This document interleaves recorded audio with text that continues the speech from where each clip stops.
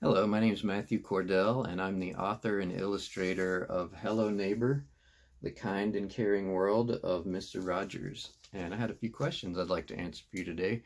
The first question is, what does Mr. Rogers mean to me? And so I grew up in the late 70s, early 80s, and I grew up watching Mr. Rogers' Neighborhood, and I loved Mr. Rogers. I loved the calmness that he had, the kindness, the patience.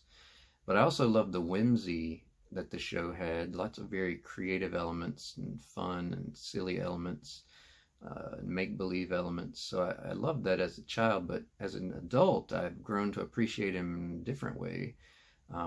As a parent and as an adult, I see different sides to him. I see how sincere he is in a world that can be kind of sarcastic and negative at times, and I see how kind he is in a world that can be unkind and rough at times, and I've grown to really respect and appreciate the type of person he was in the world that we live in.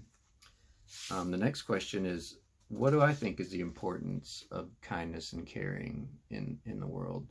So I think it's a huge thing. It's a thing that we all struggle with, I think. I do think, unfortunately, there is a lot of anger and unkindness in the world, and it's a struggle, I think, to rise above that and not get mad or not get overly disappointed in other people. And I think a lot about Mr. Rogers every day, especially when I'm getting really angry about something or trying to, I'm being judgmental and I don't want to be.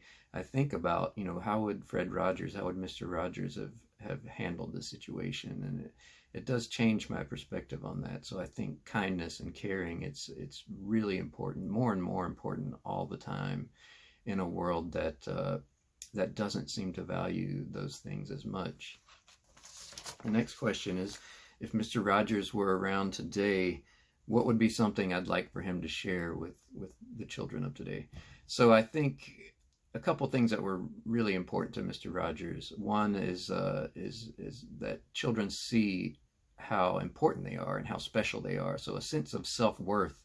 I think it would be wonderful for him to share that, to continue to share that children, each and every one of us, is special and unique and individual in our own ways, and we have to learn to love that about ourselves and appreciate that and know how important that is. And another thing that I think would be incredible to hear from him is not just self-worth, but also selflessness, and not just caring about yourself, not just worrying about yourself, but also wanting to help others and being selfless and think about the needs and helping other people who are in need and might be less fortunate than ourselves. Any tips for students who might want to someday write nonfiction of their own? I think a huge, great, wonderful place to start if you want to write nonfiction is simply to look and study and think about the things that you love, the things that you're interested in.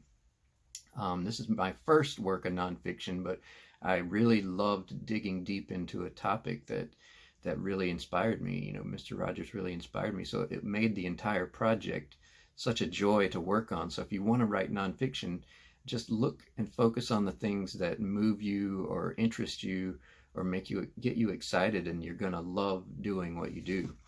And the last question is, do I have any books that I can recommend to young readers? And I have so many books that I love and could recommend, but I'm just going to narrow it down to a few recent favorites.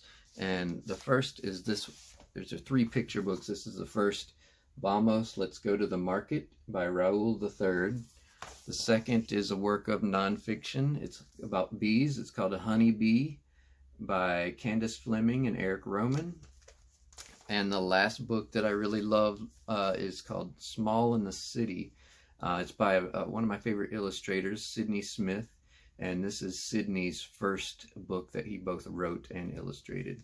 All 3 wonderful choices and things I think you would love and you should look out for. Again, I hope that you guys will look for Hello Neighbor when it comes out on May 5th. And thanks a lot.